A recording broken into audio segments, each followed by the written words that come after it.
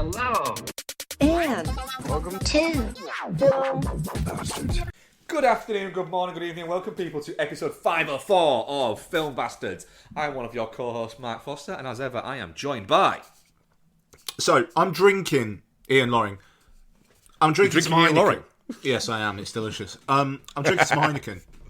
And my lager of choice. And it's got some special packaging because the brand's 150 years old. And it says, enjoyed for 150 years, one way or another. What? That is an odd one, yeah. What?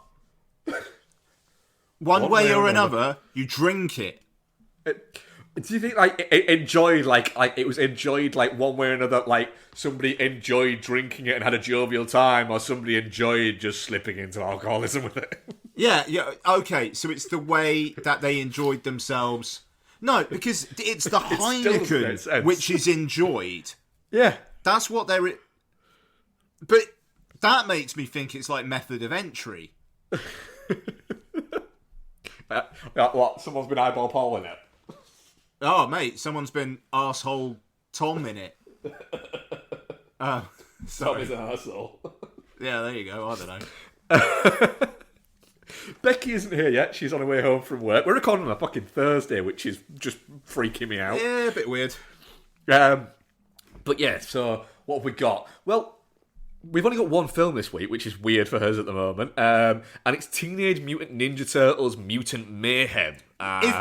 If the Meg wasn't in 3D, and so there were more show times that were actually fucking doable, because I'm not watching the Meg 2 in 3D, then I think we would have made the Meg 2 work this week. Yeah, we would have. I would have gone to see it. I still might go and see it at the cinema, but I'm not exactly pumped for it, whereas I was for Teenage Mutant Ninja Turtles Mutant Mayhem. I was very pumped for it. We did, actually, me and Becky, accidentally, because we just looked at the times it was playing. And so we went to the cinema. We didn't realise until we got there, and we got there a little bit early, and we went to the Dunkin' Donuts across the road to get a coffee and a donut. That the screening we were about to go into was a 4DX 3D screening. Right. So, yeah, that would have been something. So we got a 4DX 3D screening, which. If that had been for the Meg, I'd have kind of turned around to Becky and gone, I am not doing fucking this in 4DX. Oh, no, hang on. You did Mutant Mayhem in 4DX 3D. Yeah. Oh, wow. Yeah. Yeah. Mild spoiler alert for my thoughts on Teenage Mutant Ninja Turtles Mutant Mayhem. Genuinely best ever use of 3D I have ever seen in a film. It was, really, they'd thought about it, the director. Nice. But yeah, so we've got that. We've got the other usual bits. We are a Pod Syndicate podcast. Go listen to our friends' podcast, including the Rewatch Project, Gaming Landfill, his film, her movie, which you can't actually go in anymore, but I still say it anyway. And other bits, Shinzo vs. Punter, and other bits on there. But listen to us first. And yeah, that's about it, really. Ian, yep. What's been happening in the old news? Not much. Not much. So the WGA and the AMPTP are meeting again tomorrow as we record on the 10th of August. They met last week. Not much happened. Bob Iger came out in the shareholders meeting earlier in the week and was being a bit more, look, we want to try and actually find something that works. So I'm not going to say the studios are feeling the pinch, but let's face it, it's been 3 months since most things were shooting, and the product will start running out at some point. So, really, in slight link to the Teenage Mutant Ninja Turtles Mutant Mayhem, I actually saw Seth Rogen talking about it the other day. Yes. And he was basically saying, the fact is, at the moment, the studios can't even get on the same page. So how are they supposed to get on the same page as us? So they kind of need to sit in a room and get on the same page as themselves. and then they can get the same page. They said, but the one thing that is weird about all this is they at the moment are kind of acting like friends, but they're enemies. And when all this gets sorted, he said, which it will get sorted at some point, he's like, they'll all go back to being enemies, whereas we'll still be friends. Yeah, I mean, it's... This is... He also did say, he said, if I was like a head of a big fucking studio right now, what I would do is go, fuck it, I'm going to have a meeting with you, agree it, and then get production rolling on my fucking films. Yeah, because that's the crazy thing, isn't it? Because I remember you saying a few weeks back about how A24 have agreed a deal so their stuff can keep shooting. Yeah, they're still shooting now. They apparently what they did though was they basically agreed as a studio, an independent studio, they agreed to the new terms, and then said, look, can we still shoot things? And basically asked, do we stop production or can we still shoot things because we kind of need to keep this ball rolling. And they were like, well, you've agreed to everything, so as far as we're concerned, yeah. Yeah, I don't know. The sticky wicket does kind of feel like the fact they're not friends, because like the traditional studios and the streamers have definitely got different priorities, haven't they? Yeah. The streamers can like survive because they've got all their back catalogue content, and also like Netflix have just got other countries making shows and movies. Like that's the thing, like Disney and Paramount and Universal and whatnot don't have their tentacles in international production as much as Netflix does. And I don't know, it kind of feels like the fact that they're meeting for the second time in 2 weeks. Shit. And this is the WGA, to be fair. It's not actually SAG after at the moment. It's just the WGA. But I don't know, it feels like if one signs, the other will come along quickly enough. Yeah, if they relent on one, it means, do you know what? Fuck it, we need to get shit. We need, at the end of the day, we do need to get things being filmed again. Yeah. So hey, we'll see. But aside from that, the only thing I really saw of note was that a Talk to Me sequel has been announced, and it's called Talk to Me, or Talk to Me. That's pretty fucking classy. I like it. I quite do like that. Actually, I'm alright with the Talk to Me sequel. To be fair, I'm interested to see which route they'll go. Whether or not they'll continue the situation of like this continuous story, or it'll just be The Hand will just go to somebody else, and it'll just be a real schlocky sequel.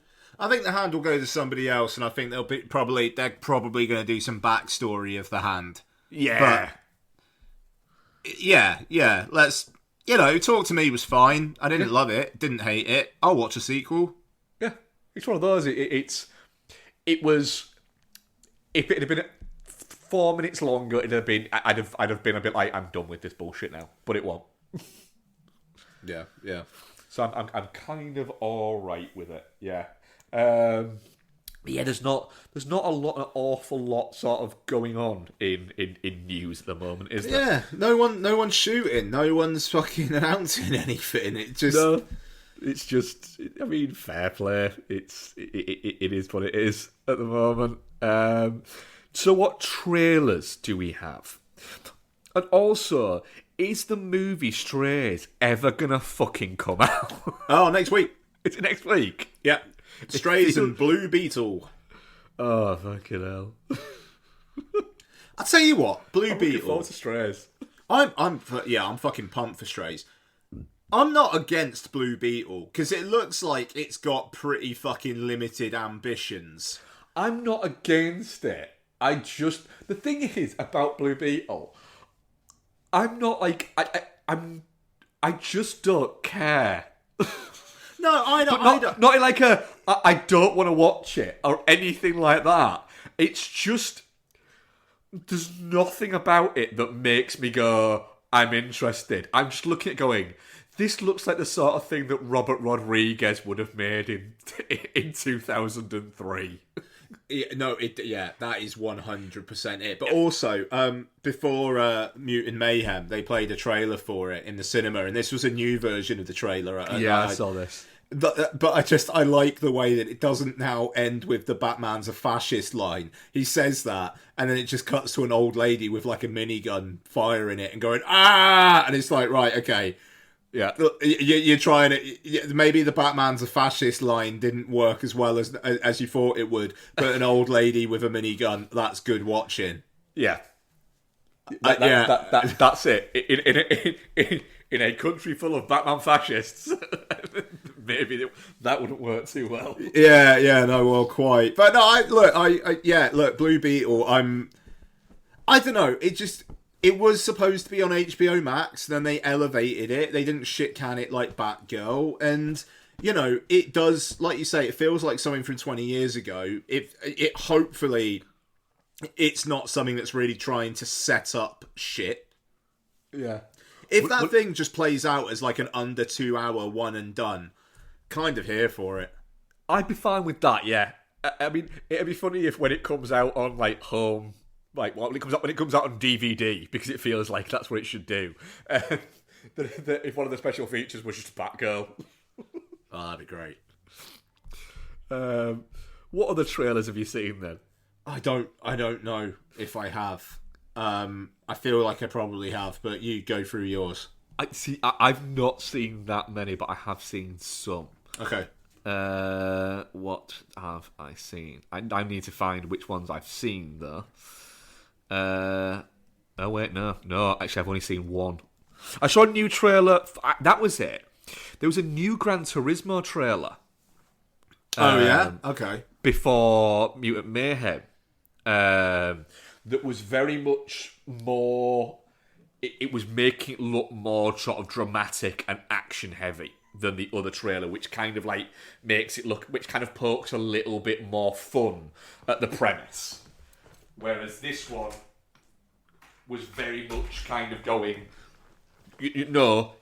this happened. It was kept on just flashing that up on the fucking screen, and was, rather than playing it for fun, was playing it a little bit more serious, which made me go, I'm more in the can for this now. I'm really up for Gran Turismo. I'm really rather looking forward to it. I think I will probably end up watching it. It probably will end up being my birthday film, but I'm also kind of tempted to go check it out on Sunday. Yeah. But I've got a streak of like over a decade of going to the cinema to watch a film even during COVID. So yeah, you kind of got to go for that, haven't you? Yeah, I feel like I do. Like I watched fucking Baby Teeth in the cinema on my birthday. Oh, gee, that was your birthday movie, wasn't it, when cinemas first reopened? Yeah. Like that's some fucking dedication. Yes. I like Baby Teeth. Don't get me wrong, but it was like, a good film, yeah. Yeah, that was. Man, I probably wouldn't be seeing this in the cinema if it was in normal times. I don't think that would have played. No, it wouldn't have played cinemas. Cineworld as much. Yeah, no, Cineworld for sure. Yeah, you're right. It wouldn't have. It got like a wide release. Actually, sorry. One thing real quick, just in terms of movie news. They announced LFF's opening film. It's the Emerald Fennel follow-up to Promising Young Woman Saltburn. Which Barry Keoghan plays a kid who like makes friends with a rich kid who invites him to his like family's estate called Saltburn, and then shit kind of happens from there. Sure. It will be playing. They're doing that kind of like satellite screenings thing again for a lot of LFF films. So fuck getting a pass this year and spending like 50 odd quid on it. I'm just going to get tickets to a few films at the local art house. But Saltburn comes out in November. So it's a little bit, it'll be out in a month. Yeah. Which is disappointing. Also, it's not a world premiere or anything. It's a European premiere. So it will be playing Toronto. And that just makes it feel a little bit less special as well. I'm just looking at. Have you seen the new announcement? No, this is just like announced, but Disney Plus price is about to go up. Oh, yeah. Yeah, that's some bullshit, isn't it? $10.99 a month. Fuck me, really? $10.99 a month if you want a higher image quality, so the 4K pack is basically going to be $10.99 a month. You can't get lower with ads? Not lower with ads, no, but you can get a $7.99 pack that isn't 4K, I'm guessing. Oh, fuck's sake. I mean, I pay for Disney Plus annually, and they already raised it like a tenner this last year. I think it was $79.99 last year. When Disney Plus first came out, that thing was $5.99 a month, and I know they're just trying to get people through the door. They have to justify that with the content. Yeah, there is not enough good content on that to justify $10.99 a month. Thing is, charge me $10.99 a month, but just give me the entire fucking Fox and Touchstone back catalogue, and I'm fine.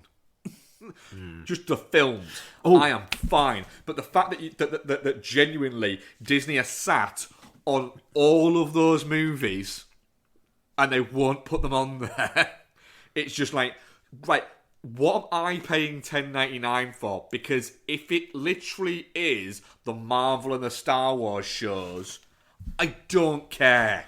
Yeah. I don't care enough. That's it. It's apparently they're putting it up literally because they were losing customers. Yeah, I mean, there you go. Fuck, what was I going to say?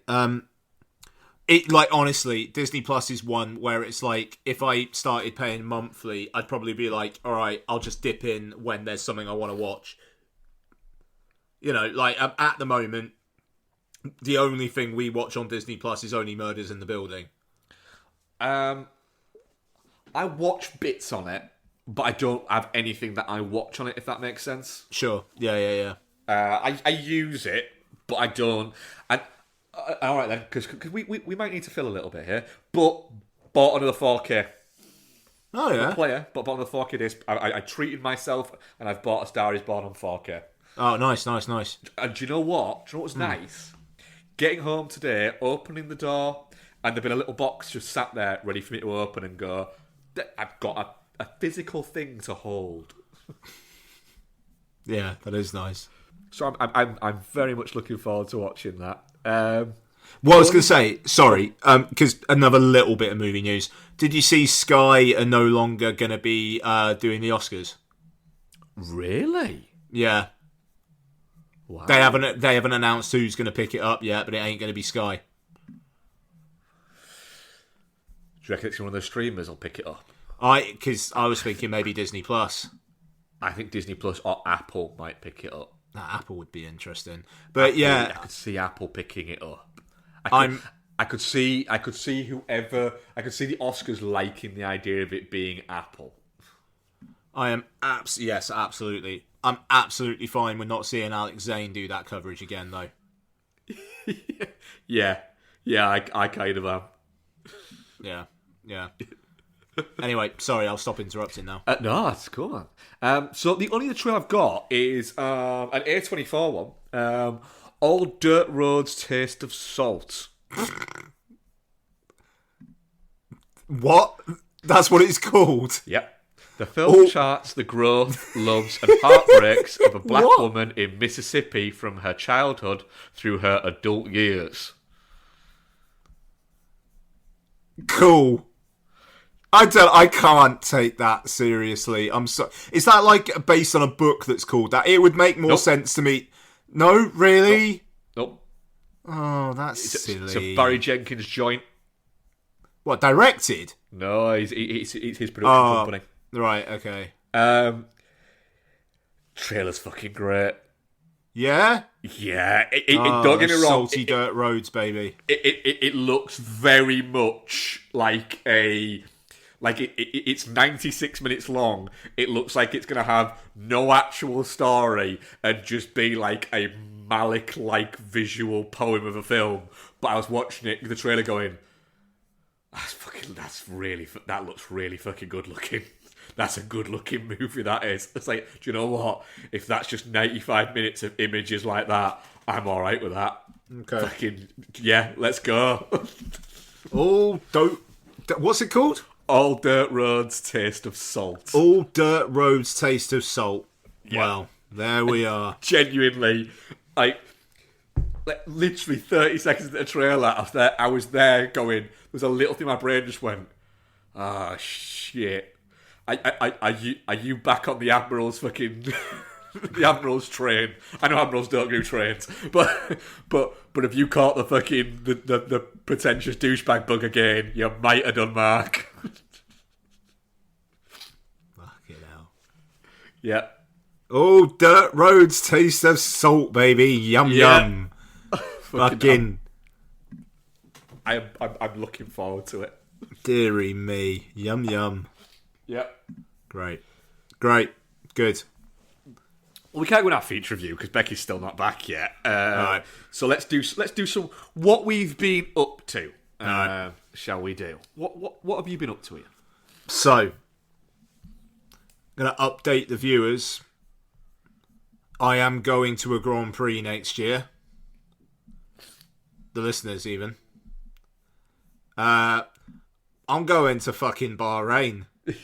Going to the Bahrain Grand Prix. But, do you know what? Fucking fair play on that. Yep. I'm going to Bahrain by myself. Wait, is it March? It is the Wednesday. So I fly out on Tuesday the 27th. The kind of like the race weekend as such starts on the Wednesday. The race is on the Saturday. Yep. So I am flying out the Tuesday.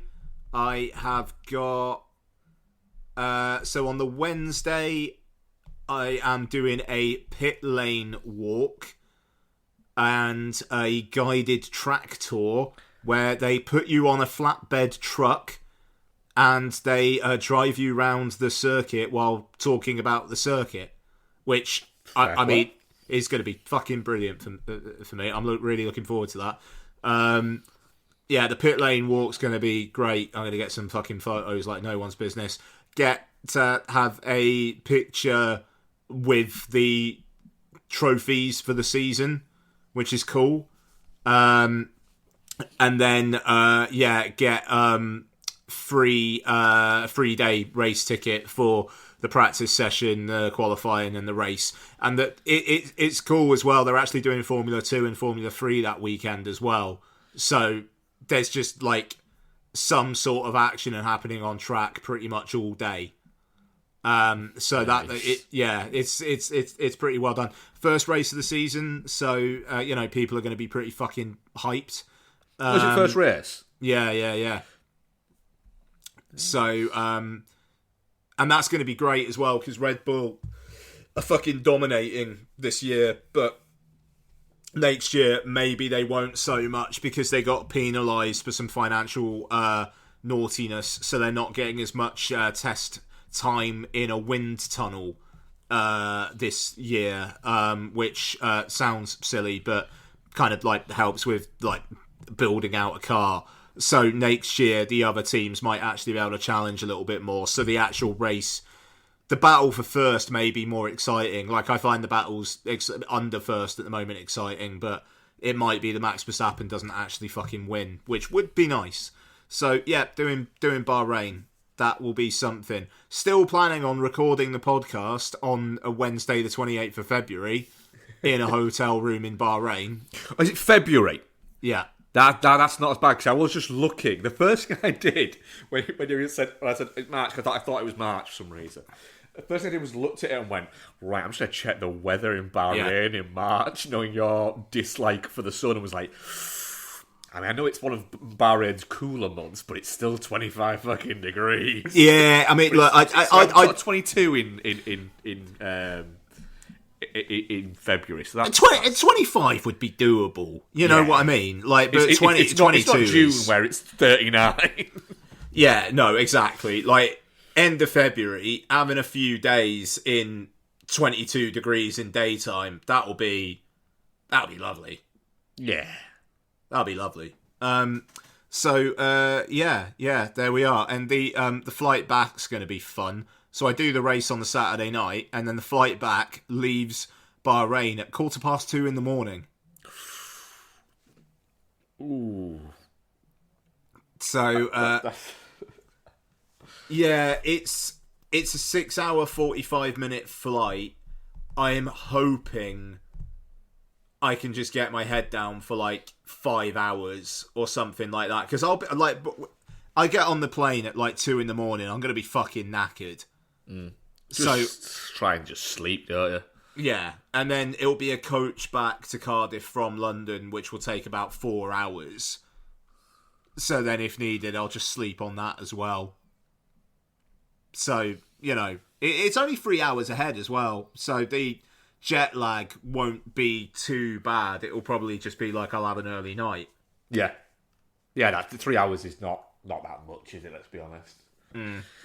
So, sorry, go on. I have just thought of some news that we didn't mention. Oh, yeah? Yeah. We forgot to mention the sad passing of William Friedkin. Oh, for fuck's sake. Well, that's awful of us, isn't it? Yeah. Yeah, wow.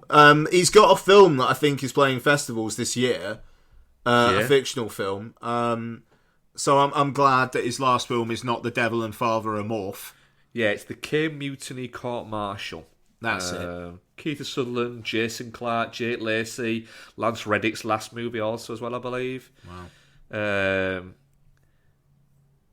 Jay Duplass, that fucking sounds pretty good, that. Good cast. Decent cast. Good cast. But I mean, just looking through at that filmography, I mean, like French Connection, The Exorcist and The Sorcerer, that was 3 in a row. That's insane. Yeah.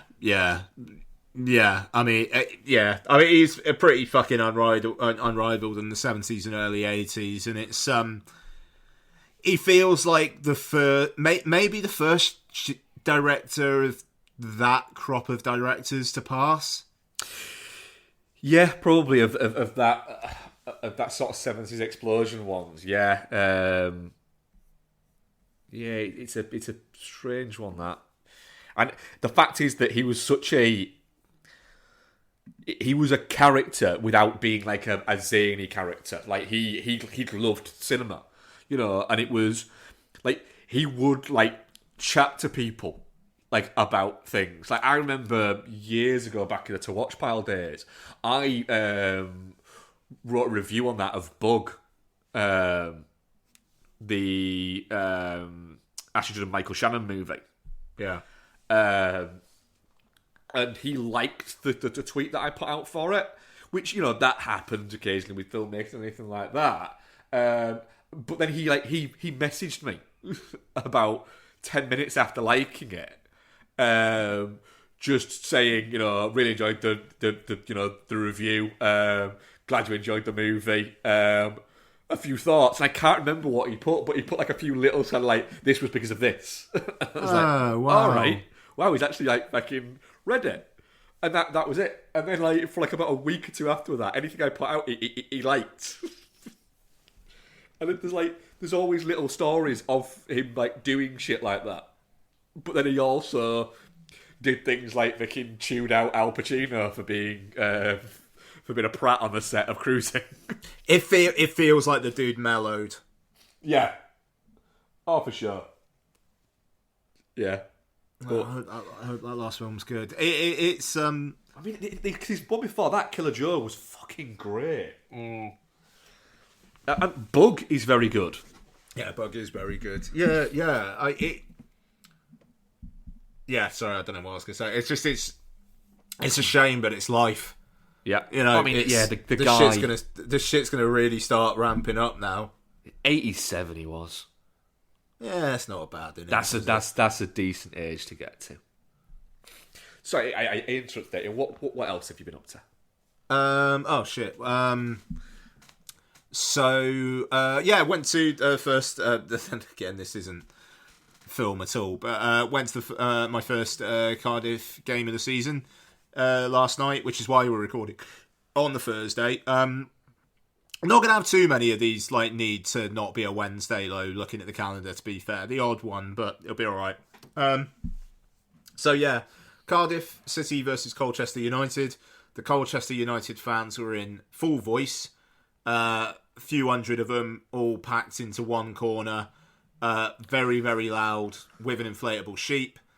I have a feeling that you're going to see like a lot of that, and every single group of fans is going to think that they were the first that thought of it. Yeah, and I mean, like, to be fair, the Cardiff City fans were chanting back, "We're sheep shaggers, we know what we are." Yeah. So, you know, kind of owning it.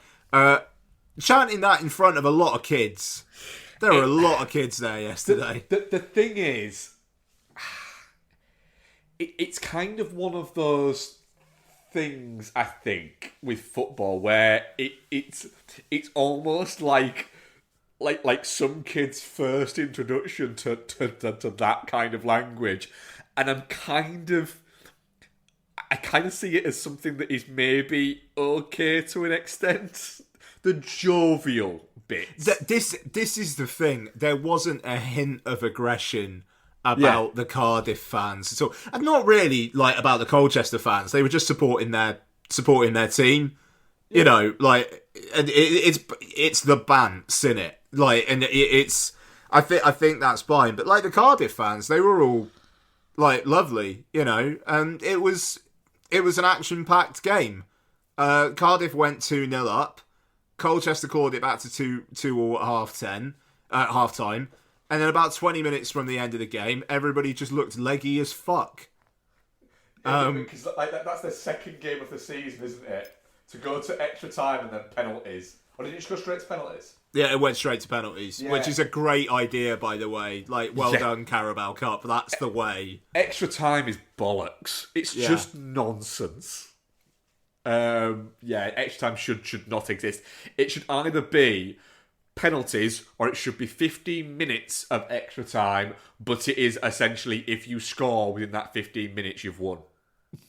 Yeah, golden goal, that shit. Yeah, absolutely. But, I don't know, like, the Cardiff defence was, like, pretty shit for those two Colchester goals, to be fair. Even though, like, the Cardiff should have gone, like, 3-2 up, hit the crossbar, like, really clanged the crossbar with one shot. And then one of the Colchester guys got sent off for just, like, fucking booting a Cardiff player in the face. Like, straight red. It was rough. And no, like, he didn't, fair play to the Colchester guy, he didn't complain. There were no remonstrations. Like, it was like I watched it. Yeah, all right, I'm a prick. I'm gonna go. Yeah, I watched the highlights back on the Cardiff City YouTube this morning. It's like, yeah, that was we were the other side of it, so didn't quite see it as much. But yeah, man, like that was like studs up in his face. So but hey, so Saturday we got QPR. And they lost 4-0 to Watford last weekend. So hopefully, if we can do 2-2 against Leeds, we'll get a few against QPR at home. Touch wood. We'll see what happens. It's at home again? Yeah. Nice. Yeah, so that's at home. And then I can't do the next home game because we're doing something else. And then the home game after that is Mountain weekend, and then the home game after that we're away again for Donna's 40th. We're going to Portugal for a week, so I'm not getting to another home game until I think there's a midweek one in September, and apart from that it's looking like well into October. It's one of those things with it, you gotta just look at it and go, will I get the value out of the full season? Yeah, hey, look, I mean, I've got, like, Christmas period. I got a home game on Boxing Day and the 29th. Boxing Day football is a beautiful thing. Yeah, I'm fucking pumped. And also, it's brilliant. There's an Asda right by the stadium that's like, you get 3 hours free parking as long as you're a customer. So I went in, I bought 2 litres of Pepsi Max and a crate of Heineken. It was like, right, I'm a customer. I'll take that 3 hours of free parking, please. Yep. Works like a charm. Probably do it again on Saturday. So, I'm surprised they allow it during match days, to be honest. But, hey. So, in terms of... I'll say, actually, I talked about Platonic last week. We finished Platonic. Good show. last 10 minutes was almost like they kind of realised, oh shit, yeah, Seth Rogen and Rose Byrne, getting another season of TV out of their schedules might be a little bit difficult. Let's wrap things up. And I won't spoil like how, but it is just like, wow, okay, brutal. Sure. Is it just like they went off to their own planet? No, not yet. Well, kind of, to be honest. Are you ever going to watch it? No. Spoiler alert for Platonic. So basically, it does a time jump where Seth Rogen had moved away, and they're at a wedding party, and he's like, oh yeah, and he's got this woman with him who he met a couple of hours previous, like at the place where he gets the new job, and he's like, oh yeah, we're getting married. Oh wow, that's great. It's like, what? So even though you guys were like really close friends and whatnot previously, now you're just at this wedding. So you've just grown apart again, and you're just at this wedding reception. That's a fucking weird ending. Yeah, it sounds a little, like you say, it sounds a little bit like they've gone, shit. Yeah. We'll set up something of a sequel if they can do it, but also we don't have to. They could do another one, but it just kind of felt like, right, okay, you've just kind of gone, right, that's it then. But Luke Macfarlane, who plays Rose Byrne's husband, was like, yeah, I hope there's a season 2. I don't know what they would do now, because it's, I don't know, they've almost like burned their old friends being friends again card, because you'd kind of have to do the same with the second season. So but look, it's fun, and I like the fact that even though a lot of the plot lines revolve around people thinking that they're fucking, they're obviously not, and I kind of enjoyed that it is just them helping each other through their lives. But the Seth Rogen bit of that felt a little bit underdeveloped. It does focus more on Rose Byrne, which is cool, to be fair. But yeah, there we are. So that's Platonic. Also watched the first 2 episodes of season 3 of Only Murders in the Building, which it's been good so far. Actually, they've really ramped up with the cast. Paul Rudd and Meryl Streep are in it, which is something. Paul Rudd. So it's revealed at the end of season 2 that the victim in season 3 is Paul Rudd. They do like a flash forward, and they're like, not again, what the fuck, and then like cut to credits. And it's been fun. They're setting up, all right, a lot of people would seem to maybe want to kill Paul Rudd's character. Meryl Streep's playing this like wannabe actress who's been unsuccessful for decades and is getting like a big break. So like not Meryl Streep, and that's fun to see her play. Yeah, well, it feels like it's gonna be maybe a little less on the outright laughs and a bit more, you like these people, you care about these people, here's some drama this time round. But yeah, I enjoyed the first 2 episodes. I really enjoyed my time with the first 2 seasons. So having that back again's pretty great. Bex quite enjoys it. Oh, Lottie was literally just saying hi. Is there anything else? Thank you, Bubba. Would you mind doing me a favour? Okay. Could you grab me one of these out of the fridge, please? Okay. Thank you very much. Do you want to take this other empty down as well, please? Okay. Thank you very much. That's service. But it's good. Okay, so in terms of films, did I talk about Super 8 last week? Because I don't think I did. No, didn't think I did. So, I thought about it after. I was like, oh shit, I didn't talk about that. So, Donna and I have been like thinking about rewatching Super 8 for a while and kind of trying to find the time for Lottie to watch it. She made it about 25 minutes in, got a little bit freaked out, and then we just watched the rest of it without her. How does this hold up? I think it's fucking brilliant. I need to rewatch this because I really didn't get on with it, and Becky loves it. I think I was just in a sniffy fucking mood. Honestly, I think it's great. It really, once it gets going, it kind of doesn't stop. Like, there's not a lot of downtime in this film. And the Michael Giacchino's score, I kind of think is like a one for the ages. Like it's some lovely fucking themes in this. The whole like shooting a movie, kind of like obvious Spielberg-ness to it.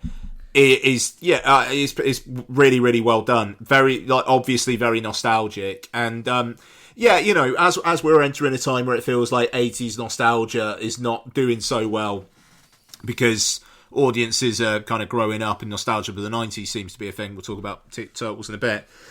Like, I think this is a prime bit of that, but it can also be enjoyed by, like, a younger audience. I think it's cracking. From what I remember of Super 8, it wasn't quite as kind of nostalgia baity as anything. It was just a movie that happened to be set in that time period, which like late 70s, I think, wasn't it? Rather than it actually kind of just aping for, oh look, do you remember this? Do you remember this? Do you remember this? Yeah, and I think it's 80s because like My Sharona is like the end credits song, and is it ELO did Don't Bring Me Down? Yeah. So, but it's. I just think it's a really, really fun time. I hadn't watched it for a great many years. The old J.J. Abrams lens flare thing is in full force in it. Like it is, isn't it? I mean, it's like there's a bit towards the end where they're just stuck down this hole and there's lens flare, and it's like, what are you doing, mate? No, but I really enjoy it. The young cast are really good. Joel Courtney, I think the lead kid, his relationship with Elle Fanning is fun as well. It's a good time. Carl Chandler gives good dad as well. I don't know what I was trying to say there, but Super 8. It is a cracking time. So also rewatched Guardians of the Galaxy Volume 3. I still really like it. On Disney Plus, hasn't it? Yeah. I still really like it. It's too long. But I love how James Gunn went, yeah, okay, you got me back. I'm going to do essentially a one for me where it's about Rocket. It's not really about Peter. Yeah. It's about Rocket.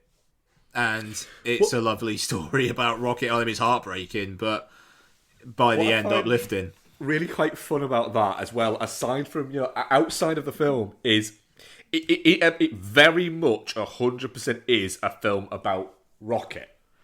But Bradley Cooper does no press for these movies.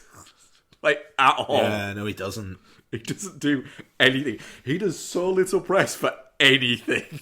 It's kind of like weird how much he gets away with it. But you've just had Chris Pratt, Batista, Karen Gillan, Pon Clemente were doing, and even Will Poulter were doing like quite a lot of press for this movie. And Vinny D's just Cooper's chilling just out. Fucking funny. But yeah, just like when he says my name is Rocket Raccoon at the end, it's great.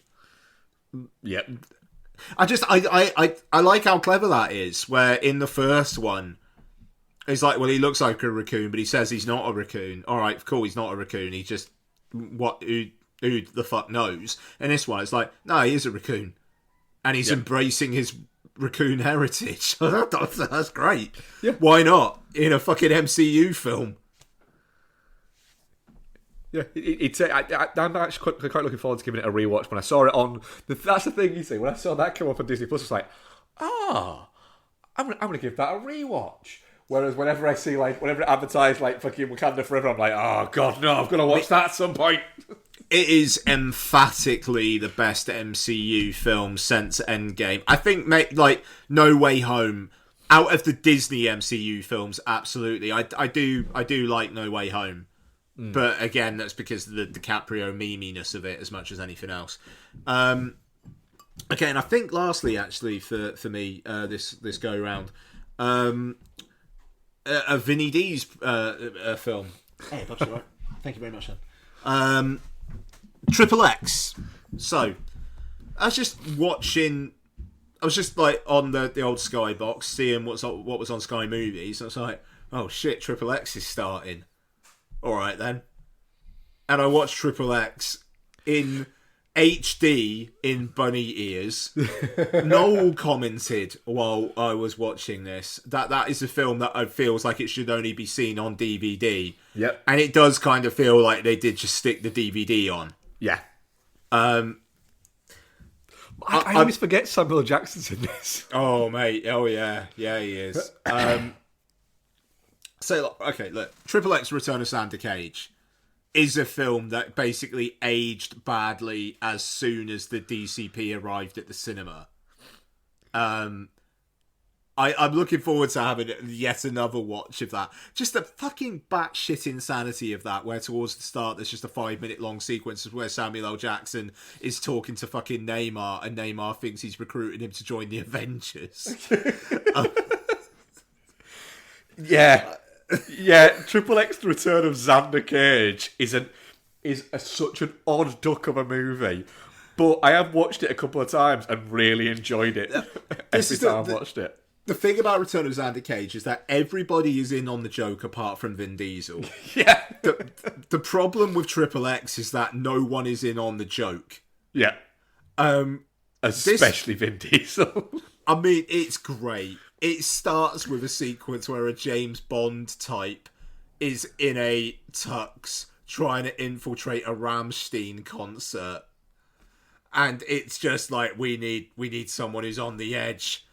And so we get Triple X, or X to his friends, who, God, they try to make a thing out of the fact that he says, "Welcome to the Xander Zone."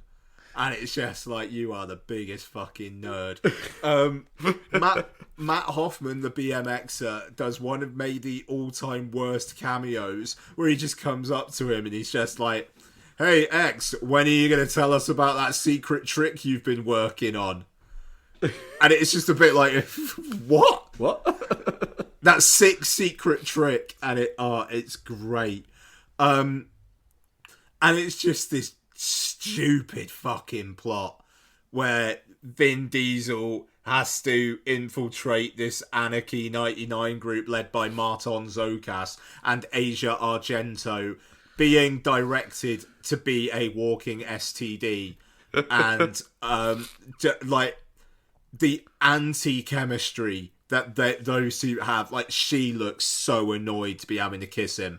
And God, there's one of the sequences where they're kissing, it's like he's attacking her with his mouth. Yeah. My thing always with Asia Argento is, I always thought, like, and obviously she's mildly problematic now, but like, whenever I'm watching stuff, I'm thinking, I feel bad for finding her attractive, but I do. Yeah, I mean, it is a little bit one of those. I mean, she does a good sultry look on her face. Yeah. Like, you know, so, I mean, I get it. But, yeah, man, welcome to the Xander Zone. It's, I mean, the soundtrack, it's just absolutely crystallized in, like, 2002, this film. God, I think they show the Triple X tattoo on the back of his neck like 6 times in the opening half hour. Even though, I mean, there is a great bit where they've, like, the CIA or whoever have knocked him out, and he's in this restaurant. He figures out that it's all like fake, and he gets knocked out again, and he wakes up with a bunch of other guys, and then they get dropped off in this just Colombian field. And then they're all like, "Oh, it's cocaine plants, it's cocaine." And then they all think, "Oh, it's just another test." And no, it's Danny Trejo, like, just, like, cameoing as this drug farmer who's going to kill them. And I just like that thing of the CIA put them in a pretend situation, then they think the next situation's pretend, but it's not. That's such a good dickhead thing for Samuel L. Jackson to do to him. Yeah. And I wish there was more of that. It's a bad film. Quite enjoyed watching it, I won't lie. I mean, yeah, that is how, like, a good 40% of my film watching goes. Yeah, man. And it was like, I had Tuesday off work, so I had a couple of cans, and it was just, this was a perfect, couple of cans on a Monday night treat was watching Triple X. Fair play. I'll get the TV bits out of the way. I've continued watching, and I am running out of the patience now. I've continued watching the Top Gear Grand Tour specials. Yeah, okay, you're running out of patience. You were well up for it last week. I was. It turns out I've hit the fucking those three guys. I've hit the fill of it, and I've got to say I'm just not enjoying this anymore. I'm just now watching them just so I can go right. I've closed that book. I'm going to throw that book away and go back to watching fucking films that I actually enjoy now. In saying that, I haven't disliked any of them, but I got into the Grand Tour ones. So they're no longer being kind of restrained a little bit by the fact that it's the BBC. So there's one where it happens around about the 2019 election. So it is basically just it's just a lot of Jeremy Corbyn bashing. I'm not even that big a Jeremy Corbyn fan, but it just started to get a little bit like, all right, Jeremy, we get it. You're mates with Boris Johnson.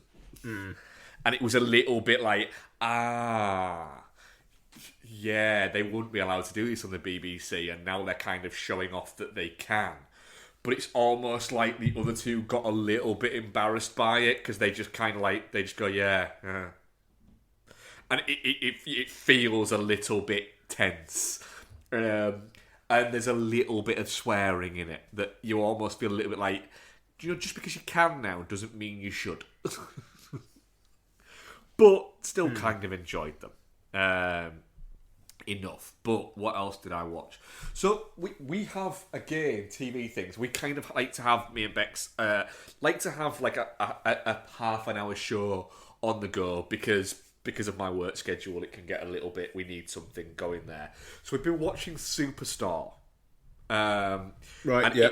It is the most like fucking like, it's the most mini donuts of a TV show that you can imagine.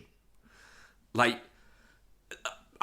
my theory there is that you can eat a insane amount of mini donuts. Like, if you put a 12-pack of regular-sized donuts in front of a person, that person might be able to eat 4.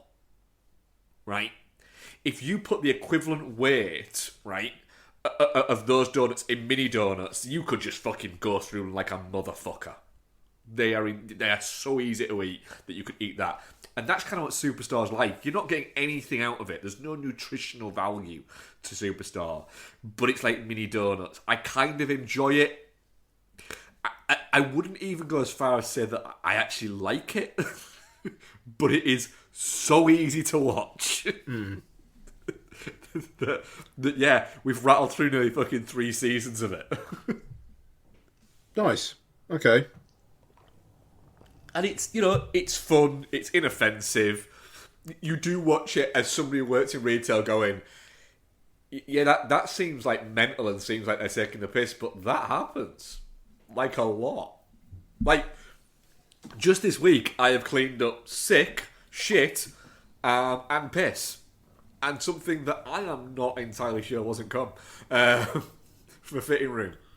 So yeah, you do get a lot of. I didn't expect my retail career would give me this many bodily fluids. Yeah, it's dead. It's yeah, like not even children's shit sometimes. Just yeah, not even in the fitting room sometimes either. Someone literally just curled one out on the shop floor. Solid. Yeah. Loads of fun. What else did we watch? I'm not going to cover one of the ones that Becky messaged you about because I think she'll kill me if I cover that without her. Yep. So, I kind of spite watched something. What? Right. And it's going to sound really petty, but fuck it. I'm going to go for it. So, Jordan messaged us on our group chat saying, has there ever been a bigger downgrade? And was mentioning the fact that there's been a spiritual kind of like remake, or actually what the director's called it is a sequel, like a standalone sequel to the 1994 movie The River Wild. Right, yeah, okay. Right, which starred Meryl Streep, Kevin Bacon and David Strathairn.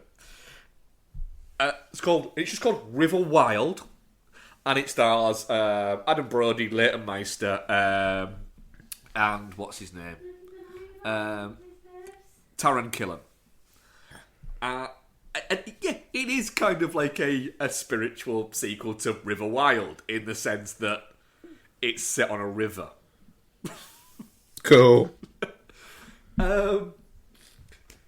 So kind of like stories, you've got Leighton Meister and Taron Killam are like a strange brother and sister who are into like whitewater rafting, and he now runs like a whitewater like tour thing that he does, guide down the river, and she has agreed to go on one of these tours with him because they haven't seen each other for ages. And then when she gets there, she finds out that Adam Brody's character Trevor, who is like a childhood friend of his, and they've known each other all their lives, he's out of prison, and he's working for him, and there's some shit gone on there.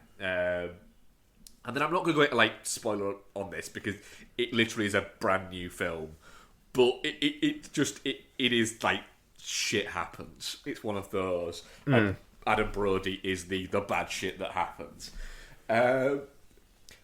It's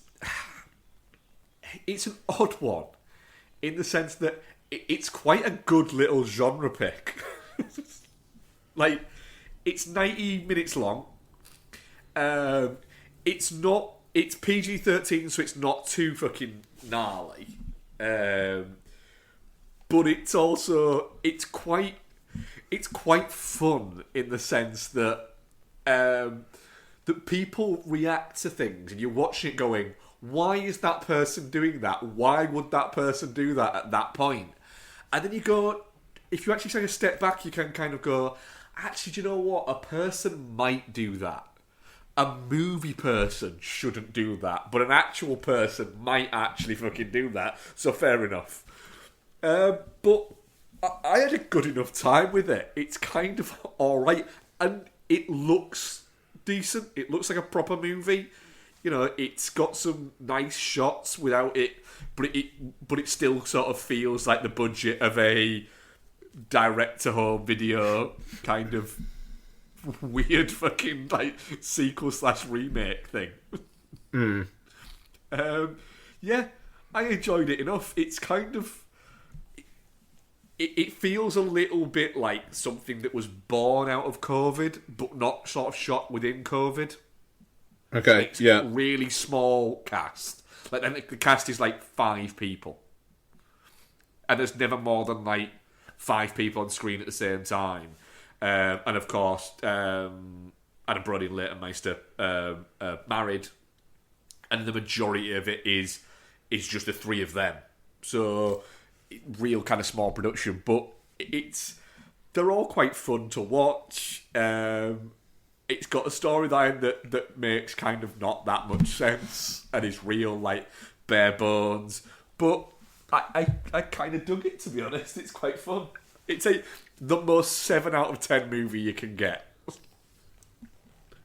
Okay, alright, well, yeah, sure. I'll never watch it, but I'm glad you had a good time. But for 90 minutes, what I would say is it'd be a fun, like, treadmill watch. Right, okay. Okay. You could easily break it up into a couple. What else did I watch? So, do you ever get, like, those weird, like, kind of like something pops into your head, and like a movie to watch where you're like, I don't know where that's come from, but I now need to watch that movie. Yeah, I get that like semi-often, but it jumped into me. It wasn't because I'd seen anything to do with it or anything like that. My brain just went, do you know what you need to watch soon, Barack? And I was like, what do I need to watch soon? He went, Adventureland. I was like, no, I need to watch that now. Not soon, now. And so, I had a look. Wasn't on any of the streaming services apart from ITVX. It was on that. So I was like, fuck it, I've got ITVX. Went on to ITVX, and apparently due to licensing agreements, ITVX will only show Adventureland with adverts. Due to licensing agreements, they'll only do it. Yeah. So I was like... Ryan Reynolds is like, you must have an advert with fucking... Aviation gin and fucking... Is it Mint Mobile he's got? Yeah, I know. I was thinking it'd be that fucking dickhead who does Celebrity Juice talking about some casino. Lee Francis. Yeah. All I can... casino! Well, luckily, I was like, I'm not watching adverts, get to fuck. So I got it elsewhere. And so, yeah, rewatched it. Eventually, it's a quiet banger. Yeah, sure. Yeah, it's probably been like a good maybe 10 years since I last watched it. But yeah, it's again another movie that's set in the 80s without it just being like 80s nostalgia porn. Kristen Stewart's very good in it and very charming in it, and you can see why people kind of gravitate towards her. But she's not just doing "look at me, I'm so cool," like would have been quite easy to do. She's very much playing it as just, I'm just a person, and people seem to quite like me. Eisenberg plays just Jesse Eisenberg in it, but Jesse Eisenberg playing Jesse Eisenberg is kind of... I kind of like that version of Jesse Eisenberg. It's when he's playing a different character that he becomes a little bit annoying. In Social Network, for instance, he's brilliant in Social Network, but you kind of get the feeling that he's playing like what almost a version of himself as Mark Zuckerberg. Did you that when you finished Saving the World, the one that he directed, that's on iTunes now? Is it? Yeah, I'm not going to watch it. Like, I don't have enough time for that.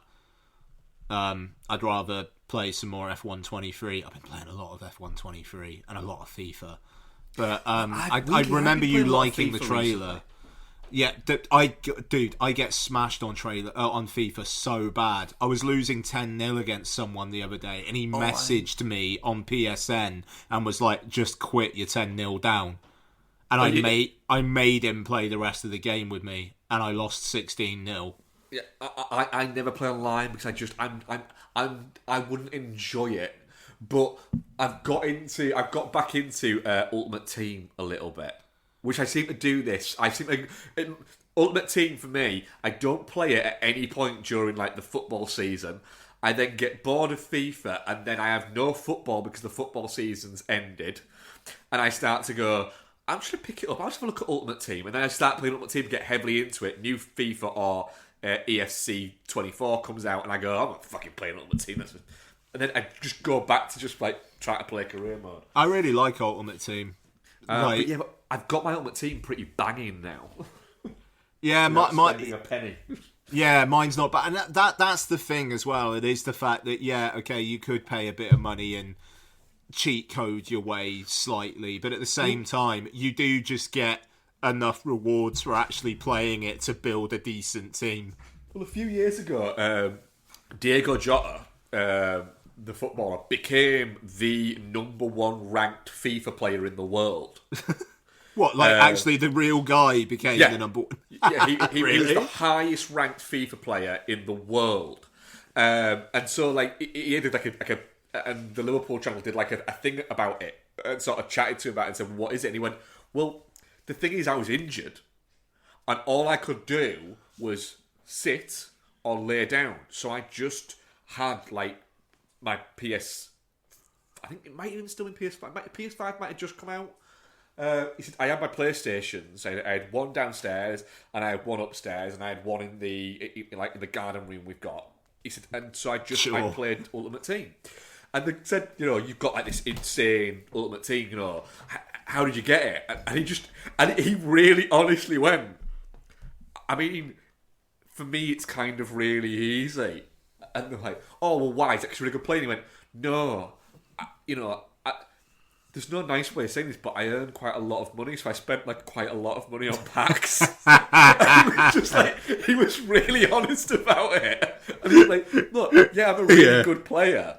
He said, but it's also quite easy when your entire squad is made up of like the best cards there, because he said, I don't want to admit how much I spent, but it was 4 figures. Jesus. And he was like, but he said, but I felt so bad that what I did was, for every £1 that I spent on FIFA points to get cards, I donated £2 to the food banks. Okay, all right. Yeah, I mean that's cool. And so he's like, because he said, I just felt bad sat there going, buy this pack, open this, He said, then going, oh, and he was like, he said, I felt like a real piece of, and then it beeped. So it's just Man. this, yeah. But sorry, weird tangent there in the middle of talking about Adventureland. But yeah, it's just I mean, Greg Matola, who you don't really hear that much about now, he doesn't really get spoken about all that much. But he did like Superbad and this back to back.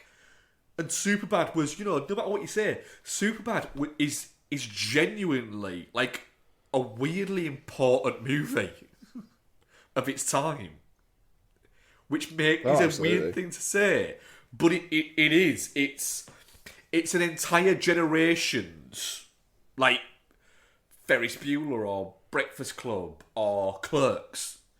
Superbad is that to a generation. How depressing. That's real. Hey, Bex. Hey. But the weird thing there is, Adventureland is the better movie. Oh yeah. By a mile, and kind of deals quite well with like the growing up bit of it.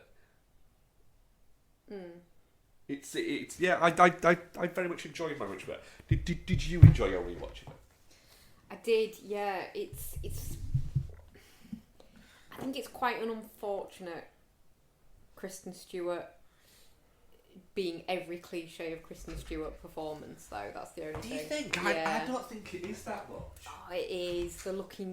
The weird, awkward, like looking down all the time, all the lip biting. It's like if someone was doing an impression of Kirsten Stewart's cliches. She's very good in it, though. Kirsten, I can never remember which one it is. She's good in it, yeah. But it's, I think, because she herself has been so parodied and imitated over the years. Well, I mean, it does also have a great boner joke in it though as well.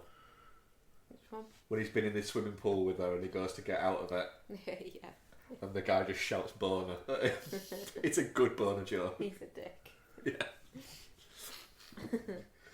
But yeah, no, it's really good and infinitely better than Superbad. I quite enjoy Superbad. It's crass as fuck, but it kind of wears its crassness on its sleeve, and it's quite a sweet movie underneath it all. I think you need to give it a rewatch. There's other films. There is other films, but there's also Superbad as well. I've watched Superbad. Why would I revisit a film? Give it another go. Oh, good. Right, so what else? Well, Bex, you can do what you've been watching after you've spoke about. You can lead it in with this, because I haven't spoken about it. I saved it. He saved it? Yeah. So have you done all the rest of the ones we watched together? Yeah, well, Have we watched much together? No, we've had a quiet. Is it just Adventureland? Yeah. And this? Yeah. Oh my god, guys. So, following on from last week's conversation, Yep. we watched Ghost Watch. Hell yeah! We did, didn't we? We did. And honestly, I was expecting it to be like interesting to watch as a curiosity, but ultimately a bit shit. Yep. Fucking mint. Like, it's changed the face of television since it was made. Like, and you can see its fingerprints once you've, because I'd never seen it before. Now I've seen it. You can see its fingerprints all over other stuff. Yep. And it's like, I think as well now you watch it and you compare it to like TV now, and you're like, how did anyone believe this was real? This is what TV was like then. Yeah. With Parky and fucking Sarah Green and stuff like that, and it all was a bit like, oh well, Michael, I'm just going to go and make a cup of tea in the kitchen. Hopefully, no plates rattle. It was like that. Yeah. And so, like, if you were watching this in 1992, yeah, you would have thought. Yeah. And it's fucking Parky. Like, he wasn't known for being a like fun guy. So, like, why would he be in on something that was fake? Honestly, fucking mint. Yeah. It is, isn't it? Just really well done. The climax is really good. And it is freaky. Yeah, it is. Yeah, even watching it a billion years down the line, knowing it's fake, it's still freaky. I was reading a thing that by Tim Volt, the guy wrote it, and he was saying that the big challenge that they had was they had to make it seem like it could be a TV show, like a genuine TV show, whilst also being scary, but they couldn't do anything that would make it so that you couldn't show it on TV. So you had all these constraints, and he was saying, you know, it made it so much. He said it made it so much more challenging to write, but actually made it so much easier to write because it was like, well, no, we can't do that. We can't do that. So we can keep it looking like TV and feeling like TV because we are tied within the constraints of TV. And like, when I started watching it, I forgot that Craig Charles was in it as well. Yeah. As like the guy who doesn't believe it. And like when all the shit's kicking off inside, and then it cuts to him outside, and he's just like having a joke with people because he doesn't realise what's going on inside. Yeah. He's like, it just makes it more believable. Yeah. It's so good, just so. Oh, that's great. What have you watched on your own this week then? Okay, let's have a little look.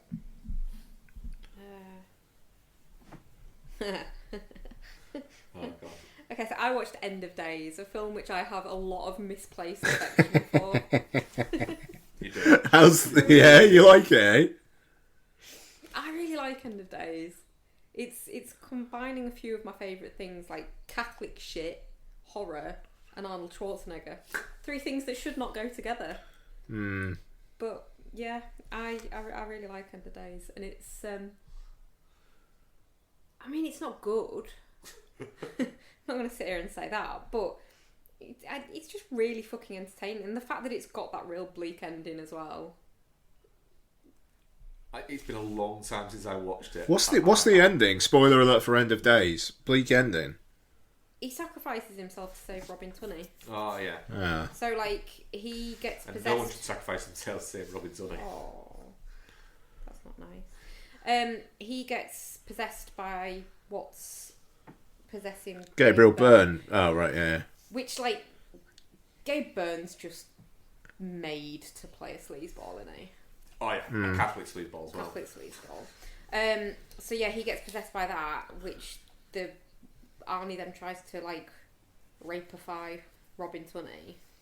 And then he, like, wrestles, and there's some real good Arnie facial acting as well going on as he does so yeah, he wrestles his like control back over his body and then impales himself on a big sword. Fair enough. Just to prevent raping Robin Tunney and bringing about the end of days. It's so shit but so good.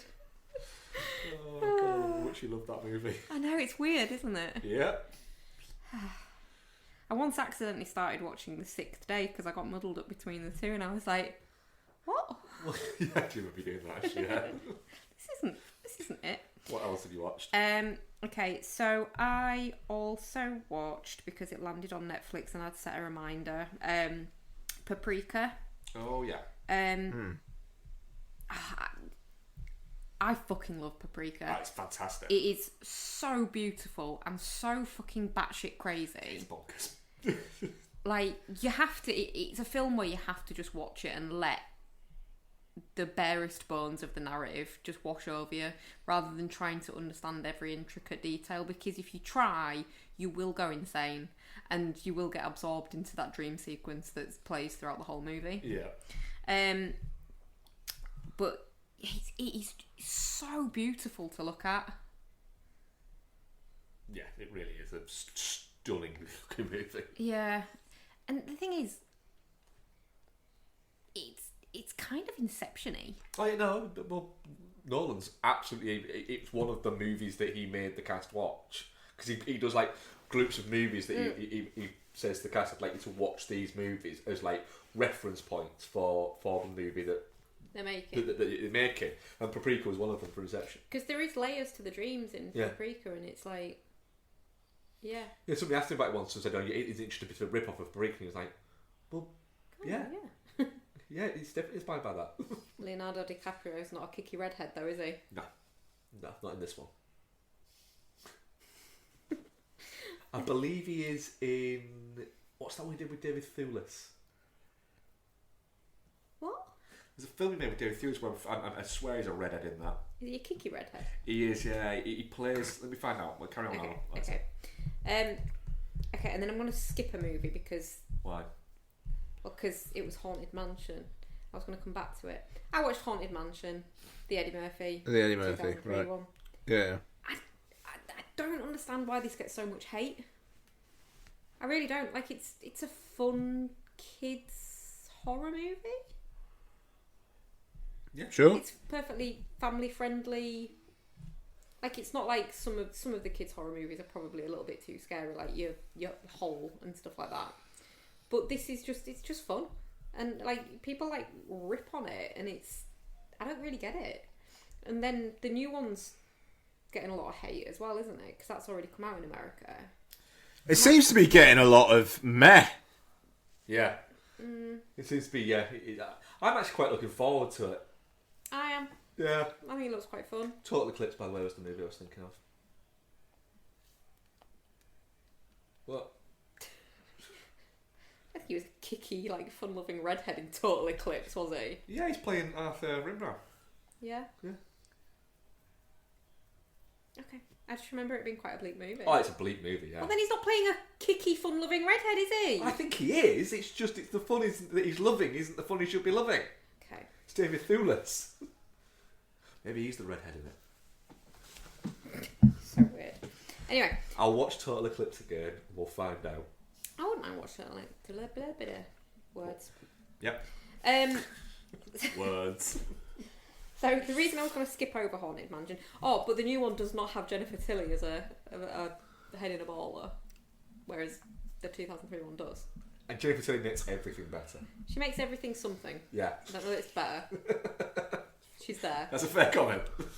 She makes everything weirdly uncomfortably erotic somehow. Yes. Yes, she does. Damn you, Bound. Damn you, weird fucking first appearance in a movie which was made in America where she does naked cartwheels. That was Jennifer Tilly's introduction to movies. Oh, fair play. Fair enough. So the last one I watched on my own. Did you talk about this? Yeah, but you can talk about it as well. River Wild. Yeah. That was last week you watched on your own? No. I'm gonna come back to the one that I watched on my own because you already talked about River Wild. Yeah. A film where people that ostensibly should be attractive are ugly and people make bad decisions. 7 out of 10, Mark gave it. Oh, God. What is wrong with her hair? It makes me real sad. So you were upset because Leighton Meester wasn't like red carpet made up for the entire movie? No, but there's no makeup and then there's no makeup. How much makeup are you wearing today, babe? That's not the point, is it? I'm not in a movie. And also I've just embraced the fact that there's not doing anything with this anymore. Too old. Or maybe I'm just so beautiful I don't need. Maybe it's that then. Makeup's it's like bras, isn't it? It's just patriarchy. Yeah. It is. No, it's not. It is. It's That's what I've really not. decided. And so anyway, so after watching Paprika, I was like, oh my God, this is amazing. I wonder if I've seen any other of his movies. And then I was like, oh yes, I've seen... Fuck, what's it called? But Total Eclipse. No, it wasn't Total Eclipse. Perfect Blue? Perfect Blue, but I've not seen any of the other ones. I've not seen Tokyo Godfather, and I've not seen Millennium Actress. Oh, I wonder if any of them are on anything. And Millennium Actress was, and it sounded interesting. So I thought, well, fuck it. Even if it's not great, which the odds are that it's going to be good, at least it'll be pretty. Also a banger, to be fair. Have you seen this one at all, Ian? No, I've seen Perfect Blue and I've seen Tokyo Godfathers, but I've never actually seen this. No. So, well, I'll give too much away. So it's basically this journalist interviews this elderly actress about her career, but then the film is her memories like dramatized, but they're also there filming as the action goes on, but then her memories of her life meld with the films that she's been in, so it all kind of mushes in her brain, and then you see what the mush creates, I guess. Mush. Mush. But yeah, it's kind of a really tragic love story, but also really pretty and kind of actiony, and like it's like I guess representing the trends of cinema at the time when it was set and things like that, like the kind of cinema that was coming out of like that market. So it's like there's like samurai movies, and then there's like post-war movies and stuff like that. So it's quite an interesting little snapshot, done in a really interesting way. She made 4 movies, didn't they? Yeah.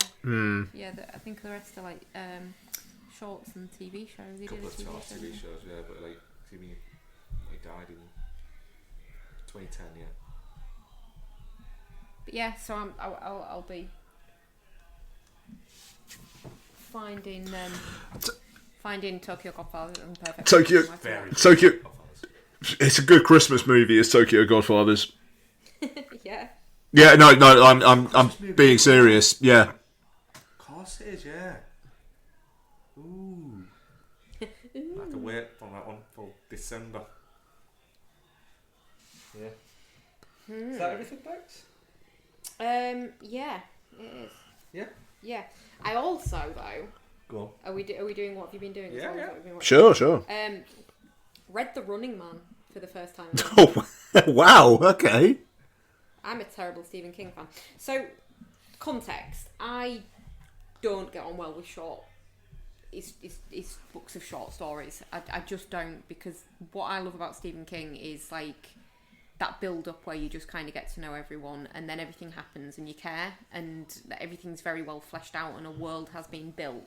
That's what I like about Stephen King, and the short stories, by obviously virtue of their nature, you don't get that, and then you get invested and then it finishes, and then you if you're reading it as a book rather than I'm going to pick up this and read one short story, you then have to jump straight back into another short story with a whole bunch of new people that you don't care about, and at the same time you're still just there going, but what happened to Ben Richards' wife? So it's but I've been trying, because there's gaps in my Stephen King reading, which makes me feel like a terrible fan, and because like they're good, I just can't get on with them. So as an adult revisiting them, because I kind of guess I must have thought when I started reading Stephen King, the short stories will be a really good place to start because they're short, and then couldn't get on with them. So I've never really revisited the earlier ones, and so I've been working my way through the Bachman books, which are obviously the ones that he wrote under a pseudonym, and The Running Man is the last one in there, and like it's well publicised that the story and the film bear absolutely no resemblance really to each other. There's bits that have been plucked across, but yeah, there's no studio. There's no like man with fairy lights that sings opera. It sounds like a fucking bullshit book. Yeah. It's incredibly bleak. It's got like shades of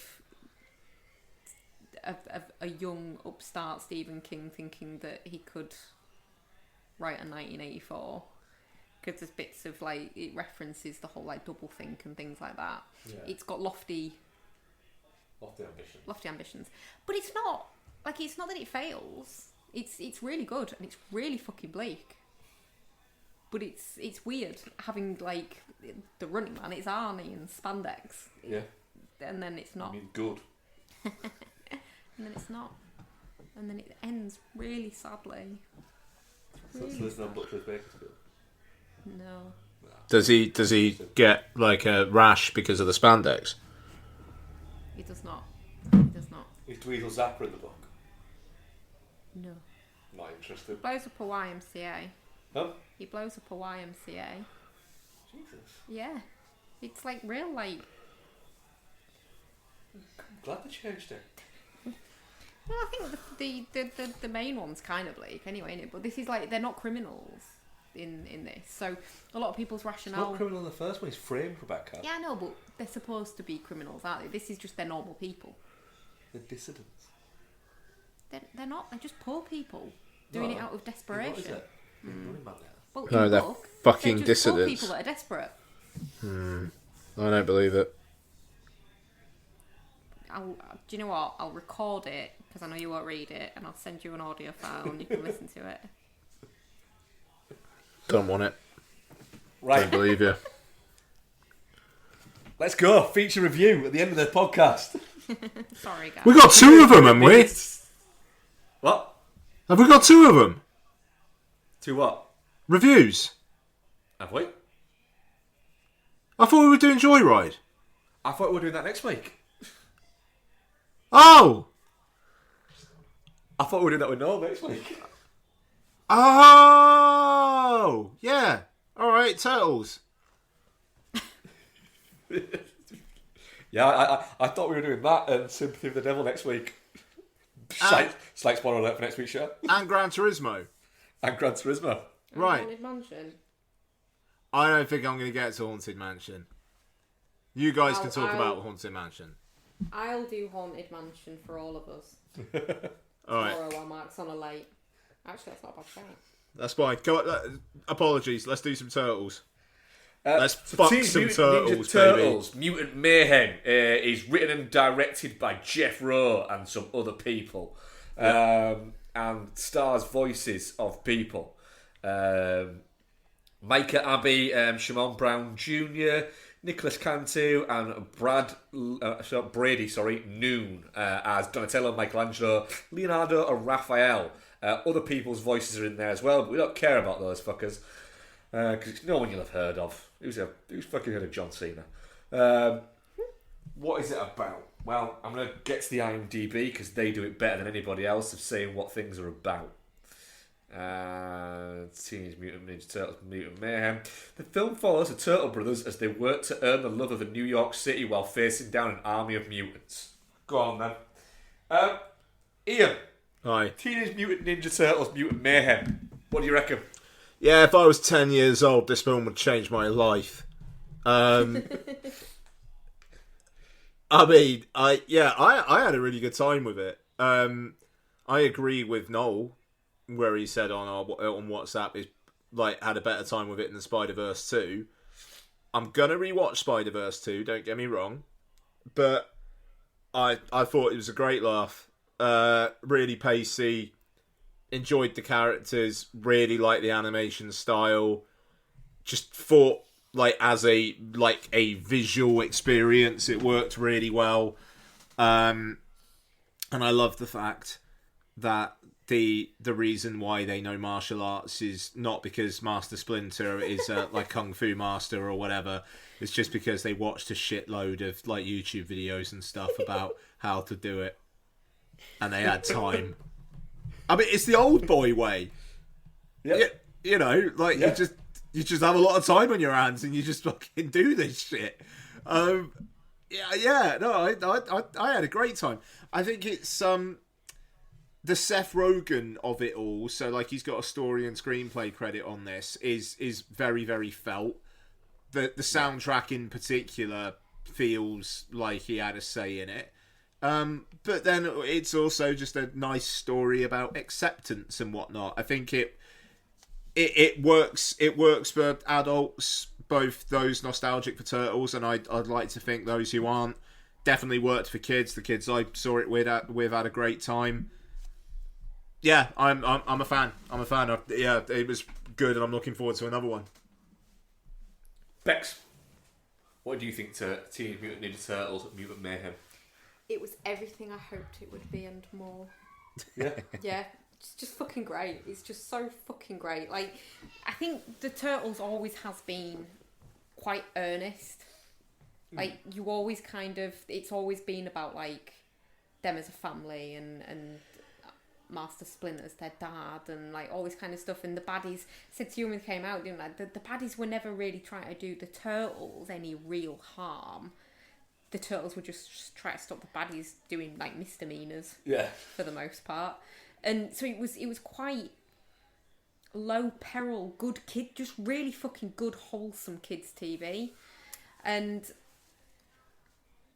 this continues on with that. Like, I don't think, I mean, and I might be wrong because I'm a grown up and I maybe just didn't notice them, but there's not really any, like, oh, well, we're making a kids film, but it also has to work for adults, so let's add some wink wink dirty jokes in there. There's not really any of that in there, is there? No, I don't think no, not that. A bit of toilet humour and a bit of, like, gross out humour, but nothing that's, like, blue. Yeah. And, like, I mean, I would have liked to have seen, like, the April O'Neil being in an orange jumpsuit just as a bit of a, like, nostalgia throwback, but I thought that character was really good and really well modernised. Yeah. She was a bit like, I don't know, I always got the niece in Inspector Gadget vibes off original April. Yeah. She's a bit hoity, a bit like full of herself, too clever for her own good. No, that's not. She needs to be taken down a peg or two. No, but I mean, like, she was a bit God in the machine sometimes. That was weird. Sorry. Whereas this, I think, just felt a bit more. She felt a bit more like a real girl. She looked more fleshed out. Yeah. Yeah. She's like a person. The baddies were all really good. Like, without exploring their backstories too much, like them just being fucking gross mutants was ace. I thought it was perfectly pitched, and like the animation just being real fucking messy, but also looking really good was good as well. And then obviously at the end, Shredder's there. Oh, fucking hell, yeah. Oh, yeah, really hope they make another one. I hope. How's it done? Really well, I think. Good. In comparison to what it's done like 60 odd million. It's like easy in the black. Yeah, it's greenlit for a sequel already. Oh, good. I mean, it looks fantastic. It's I liked in Spider-Verse, but I thought it was too long, and I thought it got a little bit caught up. And I want to say this because they are comparable. I think it got a little bit caught up in its own style at points, whereas this doesn't. It has a style that makes sense for the characters and for the period where it not the movie is set, but the period from where the property comes from. Yeah. So that feels, they've not set it in the 90s. No.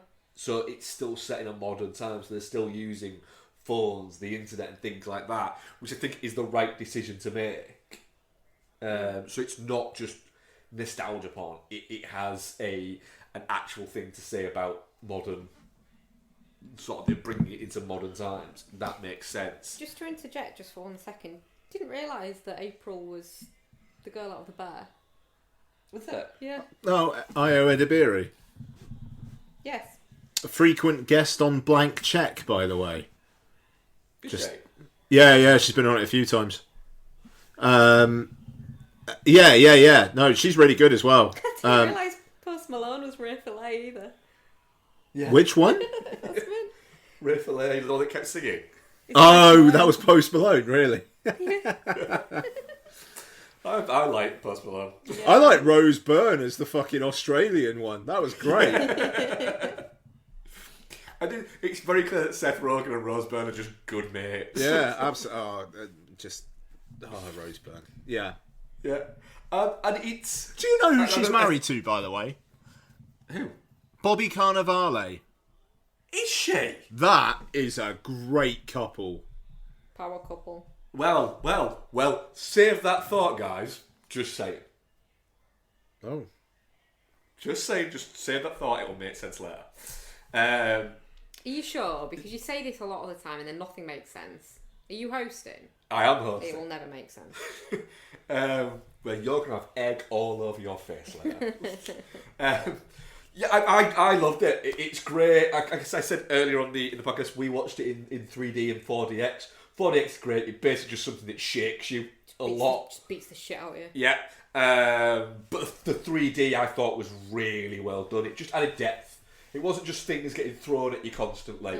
It just added depth to the frame, which was really nice. They felt like teenagers. Well, I like the fact that the kids that have voiced them look like they are actual kids. A really good move that that you quite easily could have had. Noah fucking Shap or someone. Not even that. You could easily have had Paul Rudd voicing one of the turtles and Seth Rogen voicing another. That would, you could see a world where that would have happened, and it wouldn't have made sense. Yeah. But you could have seen how it would happen. But it's kids, and that you get that vibe across there, and it's just a really sweet but really good looking movie. Yeah. That has an awful lot of heart, and just really leans into like the Turtles sort of as it's made by somebody who isn't just wanting to cash in on Turtles. Somebody who's like, no, I give a shit about this. Yeah. This Bunny Hater podcasting IP. So let's make something fucking good, rather than just making something that we hope is going to make shitloads of money. Yeah, it's definitely been made with love. Yeah, that's it. It's absolutely made with love, and you can tell that. And it's an awful lot of fun. Great soundtrack, great looking movie. Just nails everything down to a T. I had a brilliant time with it. Genuinely, I will be very surprised if Teenage Mutant Ninja Turtles Mutant Mayhem isn't in my top 10 of the year. Fair play. Yeah. I could see it. I could see it for mine, potentially. Yeah. It's just such a good time. And it's interesting because it really contrasts with a film also produced by Seth Rogen that we'll talk about next week, in terms of knowing what an audience wants. Oh, is that the movie you mentioned a minute ago? Yes. Apologies, we would have reviewed this, but I got confused, I think. No. I thought we were doing one or t'other, not both. That's all. So it's all good. Should try and find out honest, but I'm definitely not shit on this. Like I said, might be in my film of the year. Yeah, definitely not. Yeah, cracking movie. Yeah. Our audience poll was definitely not shit 71%, shit 29%. Miserable bastards. Right, I forgot to ask a question because I actually forgot to ask anything. Solid. Until very late on. I didn't actually put these out until like 5 o'clock. So when I said questions, it was like, very late in this one, folks. We record very soon. But questions, please. But we did get a couple. Ooh. Well, actually, we got two, technically two. So, ex-Topher, or Burnser on Twitter. Oh, cool. Long time listener, said, after listening to last week's episode, I got this suggested post. My question is, my question to Mark is, are you proud of yourself? The suggested post he got was the Richard Hammond Diaries. That's great. Well done, everyone. Am I proud of myself? Yes. Of course I'm fucking proud of myself. I'm just gutted nobody's ever been recommended Pauly Shore shit. Why? No, not why Pauly Shore, but why Richard Because Hammond? I've been talking about the Top Gear and Grand Tour specials that I've been watching. Wow, Yeah. I missed that bit. Yes, you have. Right. Prepare to have an eggy face. Dylan Black Lanterns. After recently seeing Rhea Perlman in Barbie and remembering she was married to Danny DeVito, my question is, what are your favourite on or off-screen couples? Boom! I think that doesn't directly link to. I think I can claim a boom on that one. I mean, yeah, to be honest, and they're not married. They've just been together for like 12 years and have 2 kids. I'm going to go with Bobby Cannavale and Rose Byrne. Yeah, that's a pretty good one. That fucking rule. Even though I like Alessandro Nivola and Emily Mortimer as well, because that just feels like if those two weren't actors, they never would have found each other. Yeah, again, that's another one I did not know about. They've been together for like a long fucking time as well. Yeah. I mean, like... Go on, Bex. On screen. Yeah. Right, and I know that the real life people may well have been con artists and they may have been grifters. Go on. But the Warrens in the Conjuring universe, they love each other so much, Mark, so much, with such a fiery passion. Oh, they do. I'm going to have the Griswolds. I can't forgive her for that shirt. I'm going to have the Griswolds because it's the Griswolds. Okay. I tell you what as well, Naomi Watts has been through them. She has actually, yeah. Like, Few. so she's currently married to fucking Billy Crudup, who's a bit of a snake as well, quite frankly. Yes, he is a little bit of a cad. Yeah. She was okay. So she was with Liev Schreiber for like a decade as well, and like Yeah. I feel like Naomi Watts and Liev Schreiber would be my answer if they hadn't have broken up. I feel like Naomi Watts and Billy Crudup kind of feels like two actors who have found each other by default because they've had several broken relationships and they've just bounced into each other. Yeah. I get a feel like they might not even like each other that much. Yeah. But they have really good sex. I mean, in terms of on-screen, and I wish off-screen, and I'm pretty sure they fucked, but Gillian Anderson and David Duchovny, that would have been nice. They dated for a brief amount of time, didn't they? Like, not like during like the show, like, but later on. Yeah, I think maybe later on they had a little thing, but it really wasn't anything long. I mean, other on-screen couple. It's just, and it's a shame because David Duchovny now looks like his plastic surgeon did a Rob Lowe in Behind the Candelabra on him. That's a fair one. That's a fair one. Please tell me you aren't about to say what you're thinking. Yeah, about I am. To say. Fuck's sake. I am. Toxic fucking couple. I am. I'm going to say Jackson Maine and Ali Maine from The Star Is Born. No. I mean, that is some pretty toxic shit. I know. That's my jam. Real life couple. Rachel Weisz and Daniel Craig must be up there.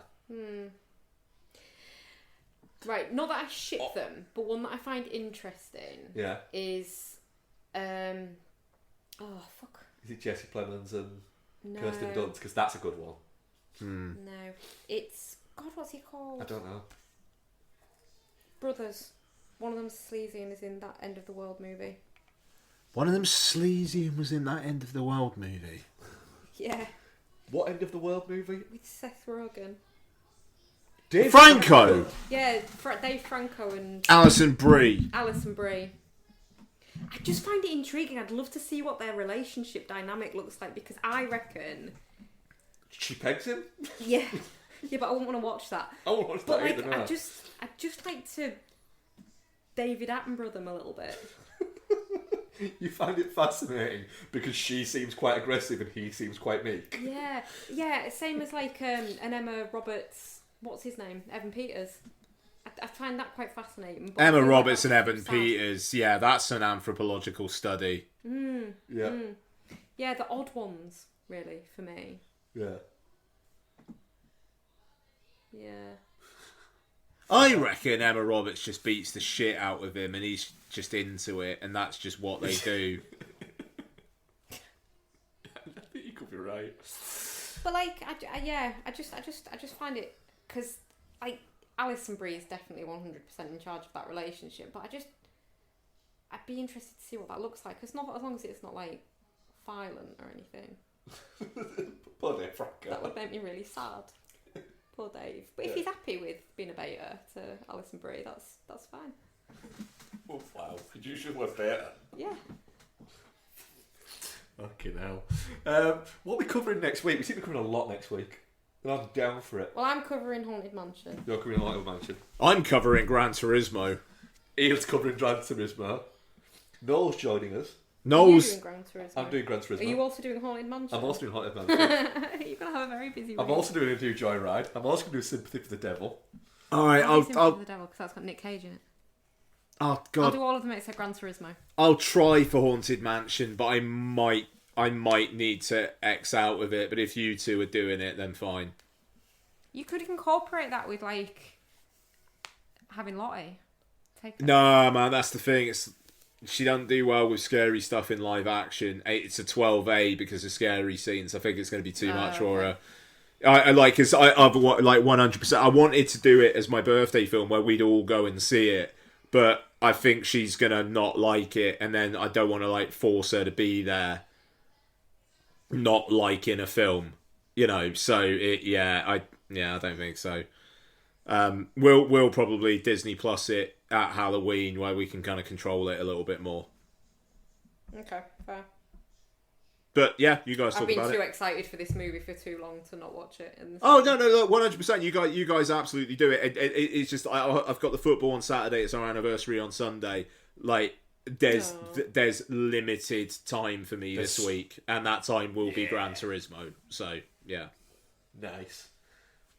Happy futureversary. thank you very much. Right. That was episode 504. Gosh. Yeah. That was a good one. So thank you much, Rebecca. Thank you very much, Mark, and I'm very sorry for being late. You should be. And thank you very much, Ian. Go fuck yourself, Jason Reitman. That's what I'm going to watch this week. What? Nothing. Oh, fucking hell. Why? Because it comes on Netflix. And I want to see it again. Oh, very quickly though, last thing. When we were watching the Turtles, when Shredder came up in the mid-credits bit... There was a mid-credits bit? Yeah. Did you not see it? No. With Shredder? Oh, fuck. Yeah, mid-credit bits where, you know, the Maya Rudolph character. Yeah, the scientist. Yeah, she basically says, well, now we know where they are all of the time. Bring me the Shredder. And there's a silhouette shot of just fucking Shredder outside New York. Oh, his spiky armour and his spiky helmet. And He's all spiky. You just see it. Some kid jumped up out of his seat and just went, yes! Really? Oh, that rules. And it was like, nice. I can finally distinguish between Michelangelo and Raphael. Because I always struggle with that, because their headbands are almost the same. I do like the fact that Raphael just likes violence a little bit too much, and that's his real hench. Yeah, it's great. Yeah. I'm gonna need to find a fan cam YouTube of that mid credits. That sounds great. Yeah, it is. It just looks fucking cool. And then just imagine a small boy just getting real excited about it. That's fucking fantastic. That rules. Yeah, I love that.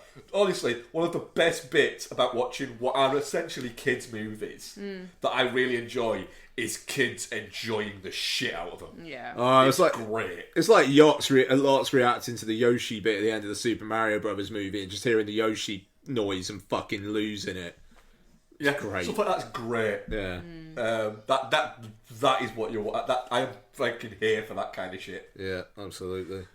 Right, it really is by this time now. Thank you very much for listening, guys. We'll speak to you next week. Bye. Bye.